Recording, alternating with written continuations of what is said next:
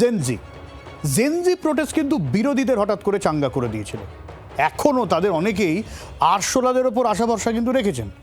যেভাবে যন্তর মন্তরের Gen Z protest একেবারে রকেটের গতিতে উঠে গেল, ধর্মেন্দ্র প্রধানকে গদি ছাড়তে হলো, তাতে চাঙ্গা এখনও ককরোচ জনতা পার্টি। তাদের আঁকড়ে ধরে খোলা জলে মাছ ধরার চেষ্টা বিরোধী শিবিরেরও জারি। কিন্তু বিশেষজ্ঞদের অনেকে মনে করেন এই আন্দোলনই দেশকে অ্যানার্কি চিনিয়েছে, রাজনৈতিক অস্থিরতার সঙ্গে আলাপ করিয়েছে, জেনজির একাংশের মানসিকতা সামনে এনেছে। তাতে অনেকে মনে করছেন বিজেপির ভোট ব্যাংকই শক্তপোক্ত হয়েছে। আর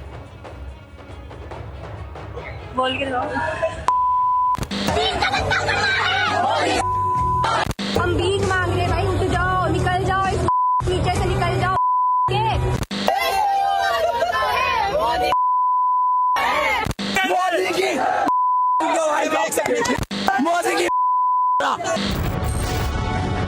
এভাবে গালাগালির রাজনীতিতে বিকল্প হয়ে ওঠার চেষ্টা করেছিল ককরোচ জনতা পার্টি, কিন্তু এবার সরির বন্যা। প্রশ্ন ওঠে আশা জাগিয়েও বিজেপি বিরোধী শূন্যতা কি তবে আরো গভীর? দেশ জুড়ে বিকল্প রাজনীতি খোঁজার যে হাওয়া উঠেছিল তার পালে আদৌ জোর আছে? উল্টে ছদ্ম আন্দোলনের মুখোশ খুলে যাওয়ায় লাভ হচ্ছে কাদের? সাম্প্রতিক ঘটনায় পরিষ্কার, হুজুগে প্রতিবাদ আর রিলস ভিত্তিক রাজনীতি কোনোদিনই দীর্ঘমেয়াদী বিকল্প হতে পারে না। শুরুটা হয়েছিল ঝোড়ো গতিতে, জেনজির কাঁধে ভর করে যন্তর মন্তরে বসল প্রতিবাদের আসর। কিন্তু প্রতিবাদের শালীনতার মাত্রা ছাড়ালো সব সীমা। দেশের প্রধানমন্ত্রী থেকে শুরু করে মন্ত্রী কাউকেই রেয়াত না করে চলল অকথ্য গালিগালাজ ও অরাজকতার হুঙ্কার।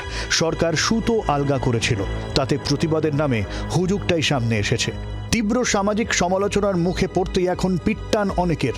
হুঙ্কার ছেড়ে এখন সাফাই আর সরি বলার হিড়িক। এখানেই প্রশ্ন উঠছে, এই মিম সর্বস্ব প্রজন্ম কি আদতে রাষ্ট্র বা রাজনীতির গুরুদায়িত্ব বোঝার জায়গায় রয়েছে? সোশ্যাল মিডিয়ার ট্রেন্ডিং হ্যাশট্যাগ আর ভার্চুয়াল ক্ষোভ দেখে অনেকে একে বড় বিপ্লব ভেবেছিলেন, কিন্তু গ্রাউন্ড রিয়েলিটি বলছে অন্য কথা। কোনো স্পষ্ট ব্লুপ্রিন্ট, আদর্শ বা পোক্ত ক্যাডার বেস ছাড়া এই ধরনের প্ল্যাটফর্মগুলো আদতে একটা সাময়িক বুদবুদ। দায়িত্ব নেওয়ার সময় আসতেই যখন পিছু হটার প্রবণতা দেখা যায়, তখন প্রমাণিত হয় এই আন্দোলনগুলো আসলে কতটা ফাঁপা ও মেকানিজমহীন। ককরোচ জনতা পার্টির মতো এই ধরনের এলোমেলো জেনজি প্রোটেস্টে যখন মূলধারার বিরোধী দলগুলোর বড় নেতারাও ভিড় করার চেষ্টা করেন, তখন বিরোধীদের দেউলিয়াপনা আরও প্রকট হয়। নিজেদের যখন কোনো গোছানো ন্যারেটিভ বা শক্তিশালী বিকল্প মুখ নেই, তখন খড়কুটোর মতো এই ধরনের হুজুগে আন্দোলনকে আঁকড়ে ধরতে হচ্ছে তাদের। আর এতে আখেরে ক্ষতি হচ্ছে বিরোধীদেরই। এই ধরনের হঠকারী ও অপরিণত আন্দোলনগুলো পরোক্ষভাবে কার হাত শক্ত করছে? রাজনৈতিক বিশ্লেষকদের মত, জেনজির এই অপরিপক্ক আচরণ আর গালিগালাজের সংস্কৃতি দেশের সাধারণ মধ্যবিত্ত ভোটারদের মনে একটা নেতিবাচক প্রভাব ফেলেছে। ফলে বিশৃঙ্খলা ও অনিশ্চয়তা বর্জনের মধ্যে দিয়ে সাধারণ মানুষ আরও বেশি করে স্থিতাবস্থা এবং সুসংগঠিত শক্তির পক্ষেই ঝুঁকেছেন।